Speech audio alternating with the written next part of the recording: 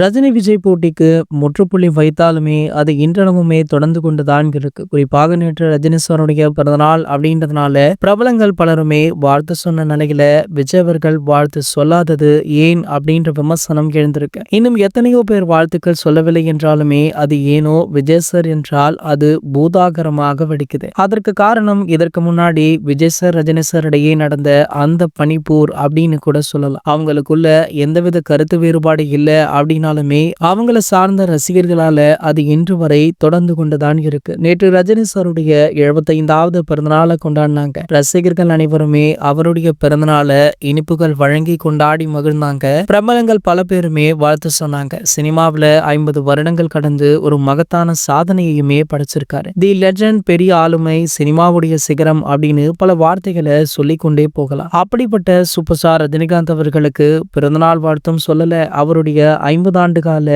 Cinema பயணத்தை பற்றி எந்த ஒரு விஷயத்தையுமே மென்ஷன் பண்ணாமல் தளபதி விஜய் அவர்கள் அவரை வாழ்த்தவே இல்லை அப்படின்றது பலருக்குமே அதிர்ச்சியாக இருந்திருக்கு. இது ஒரு பக்கம் சமூக வலைதளங்கள்ல ஒரு கருத்து வேறுபாடாகவுமே மாறிக்கொண்டு வருது. இதனை பற்றி சமீபத்துல ஏர்போர்ட்ல சூப்பர் ஸ்டார் ரஜினிகாந்த் அவர்களிடம் பத்திரிகையாளர்கள் கேட்ட கேள்விக்கு சூப்பர் ஸ்டார் ரஜினிகாந்த் அவர்கள் அதிரடியாக பதில் கொடுத்துவிட்டு உடனேயே அங்கிருந்து கிளம்பி விட்டார் அப்படின்ற தகவல் வைரலாக இருக்கு. இது போன்ற செய்திகளை பற்றி நீங்க உடனே தெரிஞ்சுக்க நம்மளுடைய சேனலை மறக்காம சப்ஸ்கிரைப் பண்ணிக்கோங்க.